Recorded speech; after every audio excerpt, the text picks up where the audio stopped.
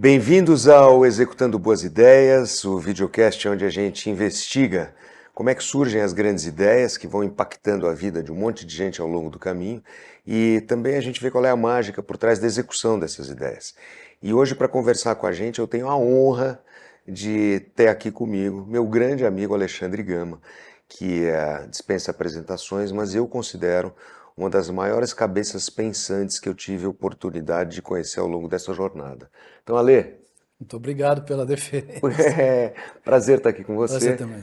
E você, cara, é um dos caras que não só eu reputo, mas também tem o reconhecimento mundial, internacional, de ser uma das cabeças que tem as ideias mais pertinentes e às vezes transformadoras e que ajudam a construir marcas ao longo desse caminho, mas não só isso, tem uma profundidade muito maior em tudo isso, né?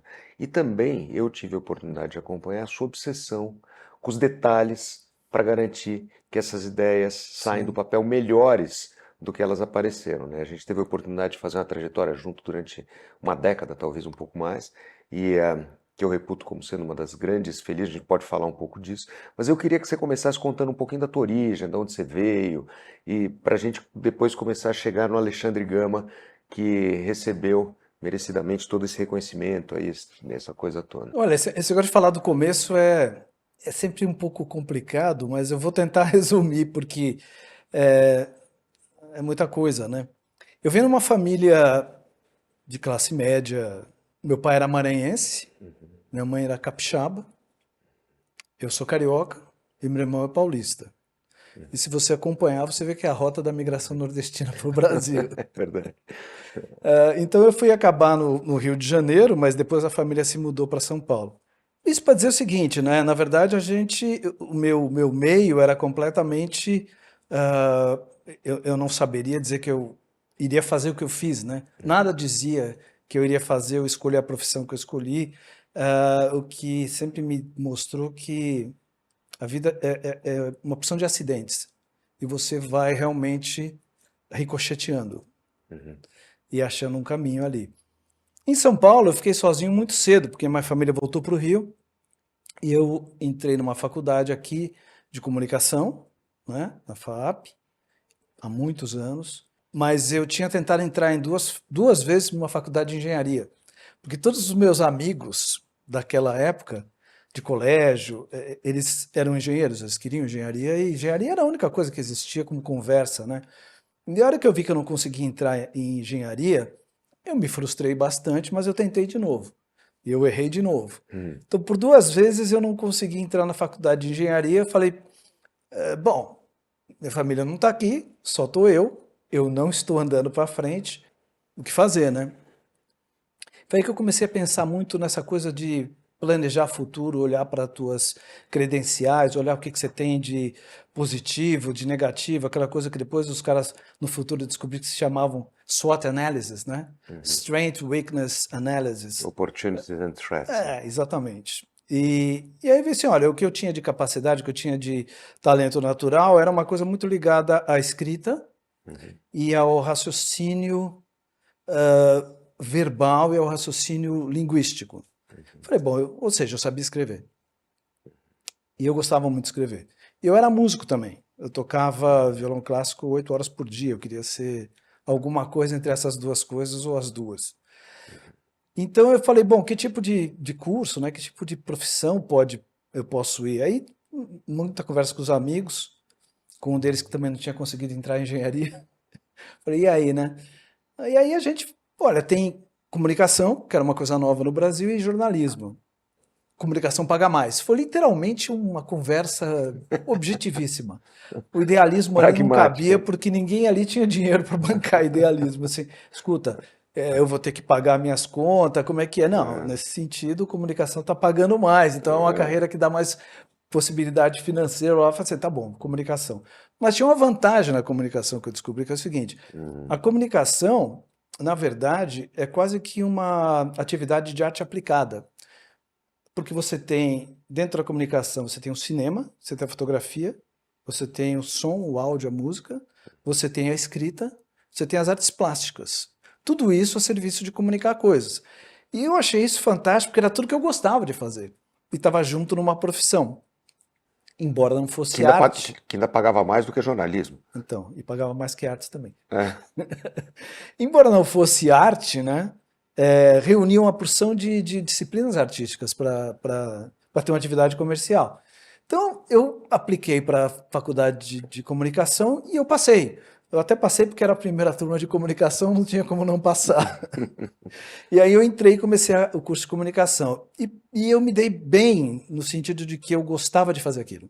Porque muita gente segue uma carreira e vai descobrir se gosta ou não depois que acabou a faculdade, ou depois que passou uma certa fase da vida, ou até inicia outra, né? Parênteses. Eu vi outro dia um estudo americano. Apenas 30% das pessoas que se formam nos Estados Unidos, que é onde eles fazem essas Essas métricas e coisas, pesquisas. num determinado major, acabam trabalhando nesse major. 30%. Então, deve ter alguma relação com isso que a gente está É. falando aqui, né? Mas aí eu fui, passei pela difícil missão de tentar entrar no mercado de agências de propaganda, né? Tem histórias engraçadíssimas a esse respeito e eu, no final de algum mais esforço, eu consegui entrar em criação, que era a área que eu queria. Porque dentro de comunicação você tem várias áreas, você tinha a mídia, você tem o atendimento, você tem a criação, você tem o planejamento.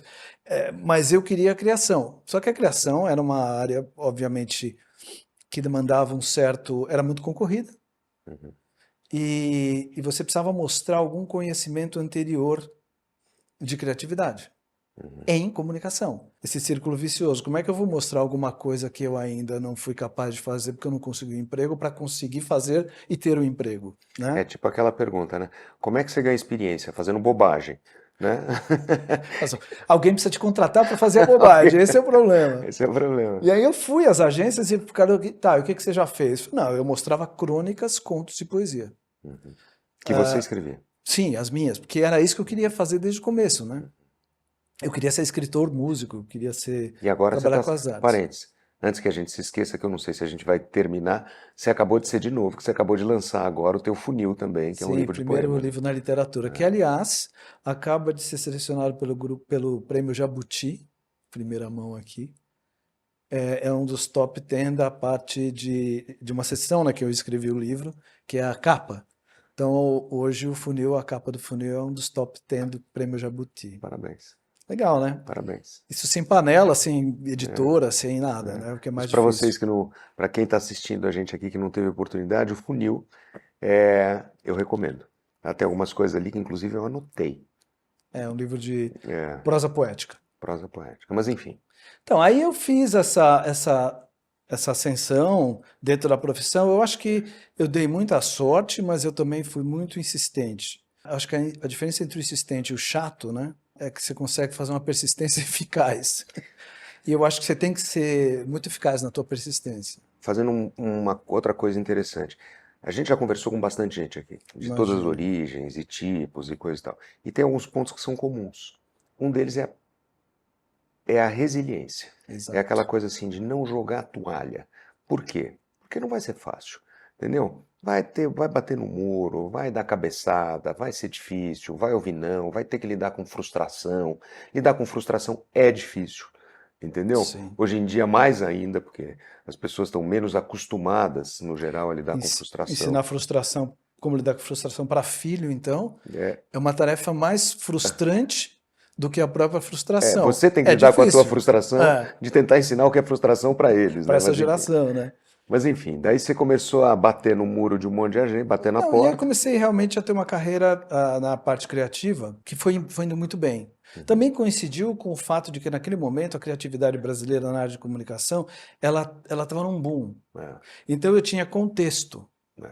Então, hoje, eu diria que é muito diferente, né? Eu até falo para muita gente hoje que quer área de criação, e eu falo que a grande criatividade, que no Brasil estava na comunicação, hoje ela está na tecnologia. É. Hoje a área de tecnologia remunera uma criatividade técnica, obviamente, mas é criatividade. E eu faria um paralelo com o boom que houve da criatividade brasileira na área de comunicação, né, nesse tempo que eu comecei. Agora, Lê, você não, falando um pouquinho especificamente a respeito desse tema aí, eu tenho uma teoria que eu acho que naquele momento, criativos, né, e tinha aí um grupo de 5, 6, 7 nomes que ganharam Uma uma projeção, né? notoriedade, uma projeção mundial e coisa e tal.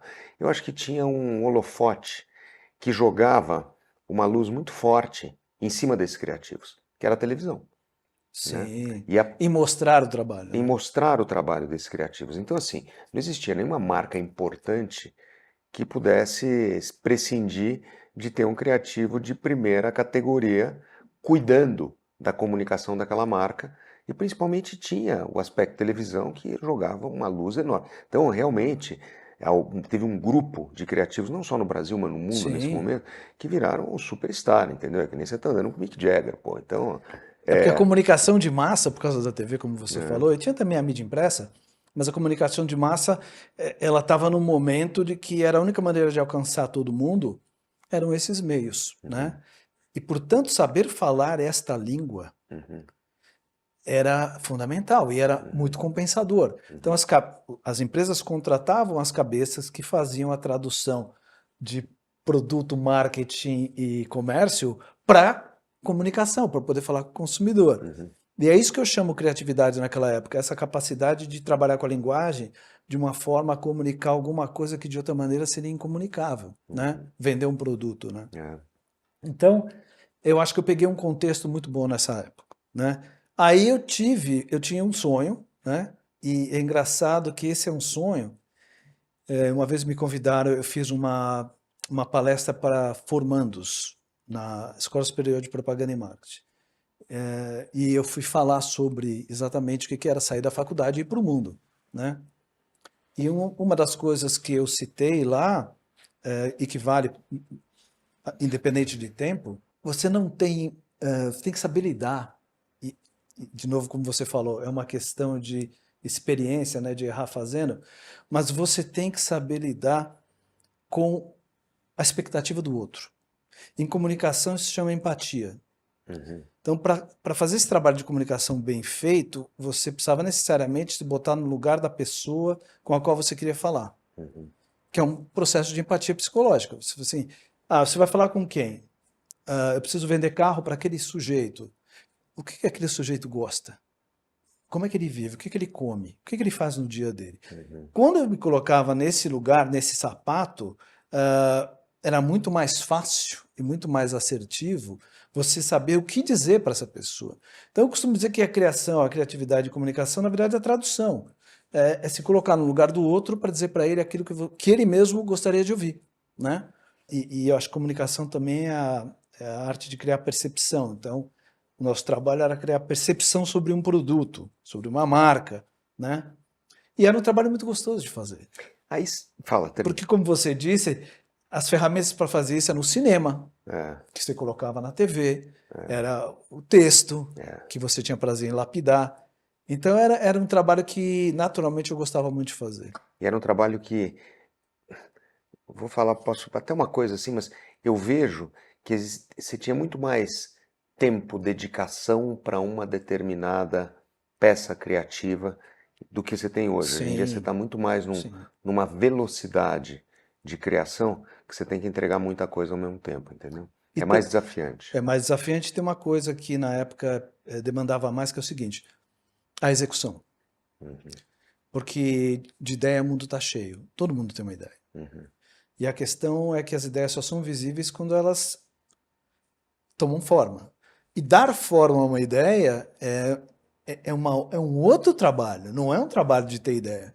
Eu me lembro quando a gente foi lançar esse videocast aqui, a gente fez uma sobrecapa no Estadão, no impresso, né? Sim, E o texto da capa é teu, que você escreveu, né?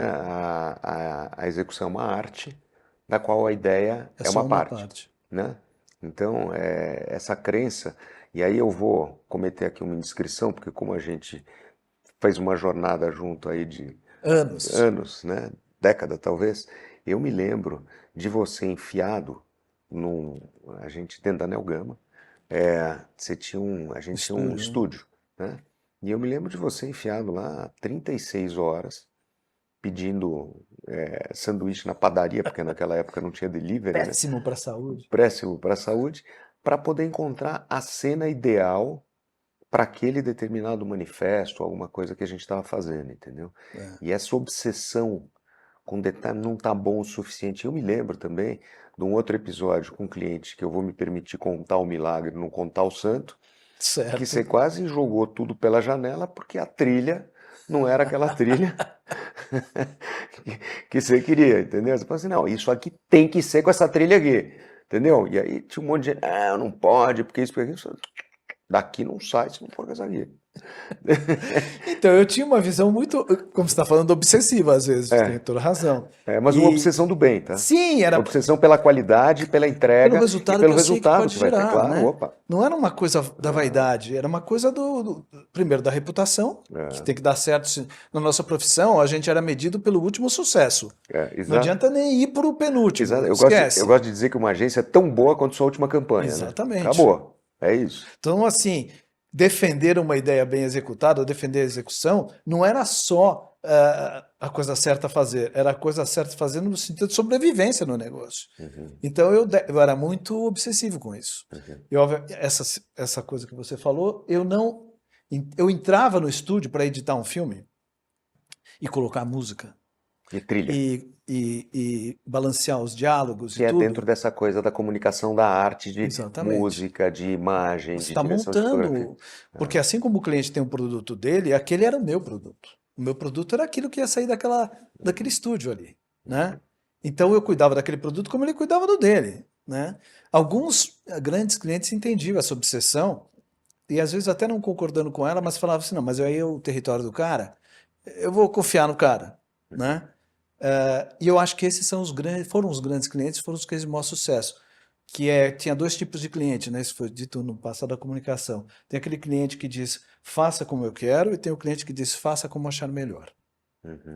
O cliente que diz, faça como achar melhor, na verdade, tende a ter muitos melhores resultados, porque toda a complicação, toda a responsabilidade fica na mão Claro, de quem tem que entregar aquilo, que no caso era eu. Então o meu cuidado com aquilo era o dobro, claro. porque a confiança estava toda nas minhas costas. Mas eu era obsessivo com o detalhe. Esse negócio de Deus, o diabo mora nos detalhes, mas eu acho que Deus mora também. Então eu olhava tudo muito de perto e me dava, não era um trabalho. Então quando você for ficar 36 horas, eu nem via que eram 36 Eu me horas. lembro. Aquilo ali era uma coisa que eu fazia com prazer mesmo, prazer intelectual e o prazer profissional, né? Então eu gostava muito e continuo gostando de fazer, né? Continuo até hoje. Ale, voltando um pouquinho lá para trás, aí você entrou em agência, você entrou na Standard, né? Entrei na Standard Ogilvy. Que foi onde nós nos conhecemos. Exatamente. Isso meados dos anos 80, imagina. Até feio falar isso aqui, porque o nego vai começar a suspeitar que a gente é mais velho do que a gente é.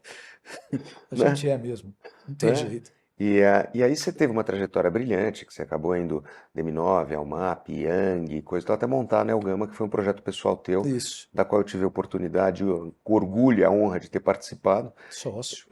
E foi muito gostoso, né? Foi um projeto não só muito bacana, como marcou uma época mesmo, né? Foram 10, sei lá, 12 anos de agência, que foi muito bacana, onde a gente dava risada, ganhava conta, fazia um baita de um trabalho, ganhava prêmio, tocava o terror no mercado. Era muito divertido, né? Era muito bom. Eu acho que a Neogama, como você citou, foi. Eu digo isso para as minhas filhas. Se você tem um desejo, um sonho, a primeira coisa que você tem que saber é o seguinte: você vai perder muita noite sem dormir por causa do seu sonho. Não acha que sonho é produto do sono, porque não é, né? Você vai perder muitas horas da tua vida para fazer esse sonho. Mas eu tinha essa vontade de fazer o meu próprio negócio, porque era um misto de querer fazer as coisas como eu acreditava que elas podiam ser feitas, e aí você não pode fazer isso de dentro da empresa de alguém que já tem a sua própria visão sobre aquilo, não é nem legítimo. Então eu falei, olha, se eu quero fazer as coisas como eu acho que elas têm que ser feitas, eu tenho que arcar com o ônus e o bônus, então eu tenho que fazer a minha empresa. E a segunda era, porque essa era uma profissão que as pessoas, era meio jogador de futebol. Você não tinha uma grande vida útil. Chegava um momento, a troca do talento pelas empresas era uma coisa normal e necessária. E eu vi muito grande talento da geração anterior à minha pendurar a chuteira porque foi pendurado. Penduraram a chuteira. Falei assim, olha, eu não sou filho de pai rico, não dá para pendurar a minha chuteira e ficar por isso mesmo. Então, eu vou fazer uma empresa pela primeira razão e pela segunda razão é uma maneira de eu garantir a minha perenidade nessa profissão, né? Que eu sabia que era muito Efêmero. curta e efêmera. Então eu fiz a Anel Gama e graças a Deus a Anel Gama foi um sucesso também, de novo por causa do contexto. Uma passagem muito interessante. Quando eu fiquei convencido de que eu queria fazer a Anel Gama e comuniquei que eu ia lançar a Anel Gama, houve um grande fato econômico no Brasil que derrubou todo mundo no primeiro momento, que foi a disparidade do real para o dólar. Lembro bem disso. E todas as empresas estavam, erroneamente ou não, baseadas naquela relação de paridade de 1 para 1 de real para dólar, que era Irreal. irreal. Era uma realidade real. Irreal é uma boa palavra para isso, já que estamos falando da moeda. Mas o fato é que é o seguinte, o mercado paralisou. Já que estamos falando da moeda. O mercado ficou paralisado. Falei assim, porra, na minha vez, né? Justo Eu, agora, vou- pô. eu tô pensando antes de fazer isso, na hora que eu vou fazer, o país me apronta essa, Pô, né? E aí eu mudei o foco do posicionamento da agência e eu também percebi que a grande função de uma empresa de comunicação naquele momento era exatamente tirar o consumidor da apatia e do medo que ele estava de para onde que eu corro? O que vai acontecer com o dinheiro? Então eu não vou comprar. Se eu não vou comprar, cai o consumo. Cai o consumo, as empresas se desesperam também. Então tinha um trabalho de comunicação a ser feito, até de anti-attrition, que eu chamo, de você começar a tirar as pessoas dessa posição de defesa. E eu posicionei a Neogama como esse agente, né? Tanto que eu lancei a agência com um anúncio da antiga revista Veja, uma página dupla que dizia: o Brasil é uma montanha-russa. eu lembro disso. E foi a primeira vez que uma agência fez um anúncio na revista Veja para dizer alguma coisa como aquela. E realmente falava, ó, o Brasil é um país de altos e baixos e quem não está acostumado que desça da montanha-russa, porque é assim que é, né? E aí eu falava do posicionamento da agência. E isso foi comprado por muitas empresas que se identificaram com esse estado de espírito profissional e isso ajudou a agência a não patinar na saída, né? E aí é uma das coisas que eu mais defendo, que aprendi a fazer e que eu acho que é assim, imprescindível para qualquer empresa, para qualquer marca, que é saber se posicionar. Posicionamento de marca, posicionamento de negócio é tudo. O que vem depois é outra história, mas sem isso você não começa nada, né? E aí a Neogama nasceu com posicionamento. E veio a construir cases que são memoráveis até hoje, né? Desde aquele Bradesco completo, os Blue Man da TIM, Complementinho. né? Renault, Omo, O Johnny gigante Walker, de enfim, o Johnny gigante, Walker. né? Então tiveram coisas que foram muito legais. Ale, nesse mesmo período aí, você estava você sempre gostou muito de música também, né? Sim. Então, só um parênteses, com relação a esse aspecto da execução, não só você tinha essa obsessão do bem com o aspecto da execução das ideias que surgiam, né? Como houve o reconhecimento por isso, né? Ah, Tinha uma avaliação, né? uma empresa que fazia uma avaliação na visão Global. do mercado e dos clientes de qual das agências, entre todas as agências que estavam liderando o ranking naquele momento. Eu lembro a gente estava sempre entre as 5, 6 ali primeiras e assim, claro, estando entre as 5, 6 primeiras com um volume maior, a possibilidade de você pecar um pouquinho mais Sim. aumenta porque o teu volume é maior. Então e ao mesmo tempo, eu me lembro que a gente era constantemente ranqueado como a agência que tinha Melhor qualidade de produto final. melhor qualidade, melhor craft, né, de produto final mesmo, né? E isso era motivo de muito orgulho. Eu me lembro que você ficava mais feliz com isso, a gente ficava mais, celebrava mais esse tipo de conquista do que de prêmio, de leão, de coisa, que era uma coisa mais Era verda- uma avaliação pragmática do que você fazia, né? Não era uma coisa de ego, era um reconhecimento de, como eu te falei, né? De produto final. O nosso produto era aquele, então eu queria chegar no final da linha de montagem, olhar para aquilo e falar assim, que nem os caras olham para um carro e falar assim, manda para o mercado, tá 10, tá ótimo, né? É um reconhecimento daquela coisa assim, o teu talento vai estar onde está o teu coração, assim, né? Ali está o teu tesouro. Então, quer dizer, esse coração, dessa junção, e é por isso que eu queria muito bater esse papo com você aqui, porque eu acho que você, dentre as pessoas que eu conheço, sintetiza muito bem essa junção entre o insight criativo, a profundidade estratégica, sabe? Sim. Essa clareza de poder entender isso que você falou da empatia, de se colocar no lugar do outro para entender até como que você aborda, como você conversa, qual é a linguagem, para poder fazer tudo isso e ao mesmo tempo não descuidar dessa que é uma das características fundamentais para a gente conseguir entregar a ideia, né? Sim, Que sim, é isso você. fazer ela parar em pé, né? Sem isso você não tem nada, você tem só o etéreo, né? Ah, eu É, tive uma ideia, uhum. você e a torcida do Corinthians. Né? E daí, né? É, E no nosso caso, essa coisa da qualidade era fundamental mesmo. E eu acho que até hoje é que a comunicação mudou muito. uhum, Hoje, o que a gente chamava de qualidade não é o caso. Hoje, o mais importante é realmente a capacidade de comunicar em grande escala. eh, os meios estão muito mais focados na mídia social e uhum, no jeito de ser da mídia social, que não é necessariamente você ver um vídeo, uhum, né? É muito mais do que isso. E a criatividade então está em outro lugar, é, né? E também o que está acontecendo agora, a gente é de uma geração, né? E eu notei isso outro dia, assim, eu vim da geração que era, eu comecei com a máquina de escrever, eu tinha uma Olivetti portátil, puto orgulho, o redator ia para o seu trabalho com uma máquina de escrever. Aí uhum, veio o computador, eu vi o computador aparecer dentro da agência como um bicho, tinha só uns dois caras que mexiam em computador dentro de uma agência. Porque aquilo era, que porra é essa, né? é, O layout era feito na mão e o texto era escrito na máquina. Então eu vi o computador e agora a gente está vendo AI.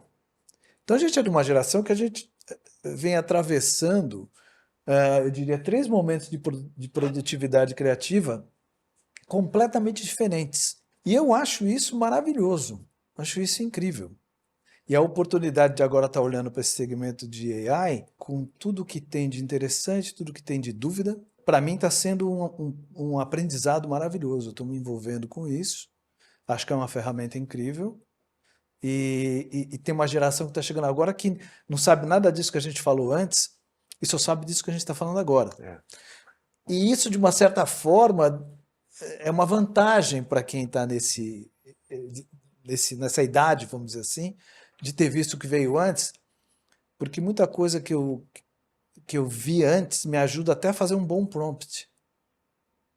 Porque o prompt, na verdade, é o que cria É. a tua relação com a inteligência artificial para ter um output. Então, Uhum. quanto mais culto, quanto mais interessado em Referência. linguagem, Quanto mais quanto referência, mais você souber, tiver mais é, referência, melhor você vai fazer seu prompt. Porque claro. prompt é o que você quer, né? Se você não sabe explicar o que você quer, não sai nada. Então eu acho que é um momento muito rico, muito bacana. É, eu vejo hoje o negócio de agências, né? E eu vejo que você tem hoje uma multiplicidade de canais e gerando conteúdo, que é uma loucura. Antigamente você sentava para ler um livro, você via uma determinada coisa na televisão. Hoje em dia você tem uma multiplicidade de canais, né? Para você selecionar e curar o que você quer ver de conteúdo, que é uma loucura. Você pode, desde rede social, que entrega conteúdo, até podcast, até videocast, até isso que a gente está fazendo. Então, assim, é de verdade, eu vi até um número. A gente tem um sujeito na agência, a gente virou agora, não sei se tive a oportunidade de contar, uma investida do Google. O Google está Sim, fazendo o Google um faz. cheque para um implementador de soluções do Google usar esse cheque para implementar as soluções dentro da Execution. Então, o que a gente está fazendo agora, então tem soluções de inteligência artificial, as coisas que eu nem ouvi falar, Vert, Gemini 3 Plus, Isso. Hyper, Ultra e coisa e tal. E eu estava conversando com um desses sujeitos que está implementando isso, ele falou que a média de attention do spam de consumo de conteúdo hoje em dia na vida das pessoas é um dia de 34 horas. Porque tira o tempo que você dorme, o restante você está consumindo conteúdo de mais de uma fonte, entendeu? Em grande parte do dia. Então, se você somar quanto você consome de conteúdo, está dando 34 horas de dia. Então, assim, não é mais um dia de 24. A gente fala, não, você só tem 24. Não, não, não, não, não. É. Hoje em dia você tem mais. E esse negócio é uma loucura. Porque como é que você Administra isso, né? administra, É. não só pessoalmente, para fazer uma curadoria do que eu quero consumir de conteúdo, mas como é que você administra para onde você vai consumir, como é que você orienta as marcas, de que forma. Então, de verdade, é fascinante. Eu lembro de uma frase do John Haggart, que é uma Passa vez. coisas interessantes. Não, essa também, mas que uma vez a gente estava com ele, acho em Cannes, alguma coisa, e ele falou, "Não, nunca vivemos uma fase tão fascinante." Ele falou isso há 10 anos atrás, 15 anos atrás, da comunicação, Sim. né? Então, eu acho que tem aí uma beleza também nisso, mas também tem esse entendimento. Eu, por exemplo, vi a primeira máquina de fax no, É, es- por no exemplo. escritório da Ogilvy, que era na Madison com a 86, eu acho, se eu não me engano, em 1984, 5, começou com os pinhões, uau, entendeu? Eu lembro que tinha um sujeito E que essa geração não sabe nem o que é fax mais. Ele não, nasceu e não, morreu. eu lembro que tinha um sujeito que fazia, a gente levava a apresentação, ele fazia os layouts, fotografava, a gente colocava num slide, levava o carrossel do Sim. slide e um projetor. Carrossel de Eu slides. ia para cliente. Eu montava carrossel de slides. Então, assim, essas referências, até para você provocar o GPT hoje em dia, é uma maravilha. Então, você ter essa É, amplitude, esse escopo o de. PowerPoint, É, que se usou até hoje, exato. era o carrossel de slides digital. O caso do slide Que digital. você passava um slide atrás do O outro, né? Ale, vamos aproveitar só para a gente entrar num outro assunto aqui de música, que eu sei que você ama música, né? Você é Sim. apaixonado por música. É, e você teve inúmeras iniciativas em relação a esse assunto de música, né?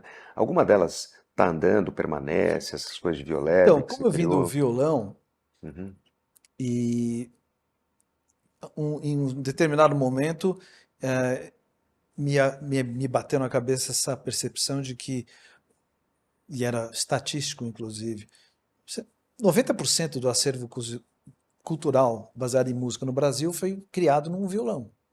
uhum, E não tinha nenhuma iniciativa mais estruturada para incentivar e se aproveitar disso, né? O Brasil é o país do violão, vamos dizer assim, uhum. e essa coisa era muito mal cuidada, muito mal vista, né? Então eu falei, poxa, eu quero fazer um grande projeto para promover o violão brasileiro, e acabou sendo também o violão internacional, e a música desses instrumentistas, e transformar isso pensar nisso como um produto, que era o que eu fazia para as empresas na minha agência. Eu pensava o negócio, né? Então eu falei, porra, acho que aqui tem uma possibilidade de negócio, embora na área cultural. E aí eu criei esse Violab. O Violab tinha Yamandu Costa, tinha Ulisses Rocha, tinha todos os grandes violonistas brasileiros que, aliás, tinham muito menos ah, exposição do que mereciam, né? E eu dei para eles, a gente criou junto esse projeto, onde eles tocavam uns com os outros, eles divulgavam suas próprias composições. Eu criei um show do Violab para eles tocarem, que foi feito ah, no Ibirapuera, Eu lembro, no espaço do auditório, no Ibirapuera, no auditório. auditório Ibirapuera do Itaú, era Uhum. patrocinado pelo Itaú, e a gente fez uma noite do Violab lá, lotou, graças a Deus. Então eu olhava para isso com esse carinho, mas também com um olhar profissional de comunicação, tentando criar esse produto que eu achava que podia existir. E aí houve a Covid. Ah, verdade. E a Covid atrasou muito tudo isso, porque, claro, esses caras vivem de tocar juntos, fazer show, de estar junto com outras pessoas, né? E a Covid limitou todos esses caras e todas as apresentações de todo mundo. Então eu fiz o Violab digital, onde eles tocavam digitalmente de onde estavam uns com os outros em duos, trios, quartetos, que foi a maneira de manter a ideia viva. E isso continua a ter um acervo grande desses shows até hoje no Instagram, por exemplo, e no YouTube. Esse foi um projeto que eu gostei muito de fazer, deu muito certo, né? Por esse tempo que ele existiu. Ainda existe, mas eu não estou mais fazendo coisas com ele, né? Mas está lá no Instagram e no YouTube com material que já existe. A parte de música, eu acabei me dirigindo para a parte eletrônica, tocando. Eu descobri o sintetizador modular, fiquei louco com aquilo. Achei que aquilo ali era a coisa mais próxima hoje do que é AI, né? Porque a máquina te devolve uma expressão eletrônica que você dá um input, ela te devolve outro, e você volta para ela, ela te devolve outro, então você acaba compondo com um instrumento que não é só um instrumento, que parece que é outra cabeça. Criativamente falando, para mim é maravilhoso, porque é quase uma maneira criativa e empírica de criar música. E aí eu fiz um projeto grande chamado Journey to Ataraxia, que tem um site digital com esse projeto, cujo tema é Ataraxia é uma palavra grega, que significa, vem dos estoicos, né? Que significa um estado de que você está em paz absoluta, que o mundo não te sacode, não te tira do seu Não te centro. macula, né? Ou seja, é uma utopia, mas a palavra existe em grego. E aí eu criei esse projeto chamado Journey to Ataraxia e criei as músicas dele. Mas aí eu combinei com imagem e palavra. E aí eu descobri, e eu dei a isso um nome, que eu chamo de Santíssima Trindade Criativa, que apesar de eu não ser extremamente religioso, para mim essa, pelo menos, é uma Santíssima Trindade, que é palavra, imagem e música. E a criatividade varia, usa essas coisas de maneiras diferentes. Então esse é o projeto que está no ar com música. Que legal. No site Journey to Ataraxia. E continuo tocando, né? E me interesso por música desde sempre. Aquele cliente que você citou, que o cara queria mudar a música, na verdade, eu tinha conseguido que o Pat Metheny, que é um grande nome do jazz, cedesse ou concordasse em nos deixar utilizar uma das músicas dele para um filme de comunicação. Que era um filme, que aqui eu vou falar o santo, que era um filme para Johnny Walker. E aquilo era, assim, esse cara jamais tinha vendido uma música para comunicação, para propaganda. Tem muitos artistas que acham isso uma heresia, inclusive. Mas ele gostou muito da ideia do filme e falou, legal. Para esse eu topo. Como foi o pode usar essa música. Como foi o Philip Glass no lançamento daquele... Exatamente. Que a gente também usou o Philip Glass. Exatamente. Então eu procurava trazer essas coisas que eu considerava pérolas para usar de uma maneira na comunicação de massa. Que eram coisas que às vezes eram restritas como audiência, a um público muito mais elitista, específico. Por exemplo, uma música do Pat Metheny, para quem gosta de jazz, para quem tem uma cultura de guitarra jazzística. Aliás, eu fui no show dele agora no Vibra, lá no Rio de Janeiro. Maravilhoso. No Rio. Sorte sua. Fui no Rio para ver o show dele. Foi maravilhoso, né? E aí eu usei essa música lá, e aí o cliente tinha duas músicas, tinha Pat Metheny e tinha uma outra música, que era muito mais comercial, muito mais... Comercial é a palavra mesmo. E esse cliente escolheu a outra. Antes de eu dizer que era Pat Metheny, o que eu acho fair. Acho justo, tá bom. Não se deixar influenciar pelo nome de alguém. Mas a qualidade musical era nitidamente... outro mundo, mas mais importante que isso é que aquele tipo de música combinava com aquele tipo de mensagem mais do que a outra. Sim. O que para mim é o fator de decisão profissional Sim. que interessa. Sim. Não é meu gosto. Compunha melhor a obra. Não é meu gosto, é o que funciona melhor. Mas era esse o meu envolvimento com música na parte profissional, que era trazer isso para dentro da comunicação, né, que era muito rico. Essa observação, essa obsessão mesmo. Eu volto na palavra obsessão. Nossa... Ale, tem alguma coisa que você queira dizer para os nossos que estão assistindo a gente? Esse negócio está tendo uma outra atração, esse nosso videocast aqui. Então... cara, o que eu posso dizer, eu estou num momento pessoal eu acho que a criatividade é movida à aprendizada, à vontade de aprender coisas novas. Então, por exemplo, eu gosto de astronomia, eu me interesso por, obviamente, literatura, música, tudo isso que a gente falou, mas por ciências, por coisas que estão fora, aparentemente, e não estão, do escopo do que a gente definiria humanas e criatividade. E o que eu gostaria, o que eu acho que eu deixo aqui, se for um recado, é assim, seja curioso. Não pare de aprender. E não é um aprendizado por formação, é um aprendizado por informação. Porque... você não precisa ser um especialista em nada disso, mas se você for um grande generalista, a combinação que o seu cérebro vai fazer dessas generalidades vai gerar um output muito superior, se você não tivesse esse mapeamento todo. Então o que eu diria é o seguinte, nunca deixe de ser muito curioso e praticar curiosidade. E ir atrás de coisas novas, coisas novas, coisas novas. Saudade só do futuro. Eu usava isso lá na agência. Não? Saudade só do futuro. E coisas novas que estão acontecendo. É isso. Gente, agradecer. vocês estarem com a gente aqui nesse episódio sensacional com o Alê. Alê, obrigado pela Imagina, prazer estar aqui. teu tempo. Você está aqui com a gente, dividindo um pouquinho dessa história toda, e de todo esse conhecimento e tal, todos esses insights, e que deixa a gente com vontade de saber mais.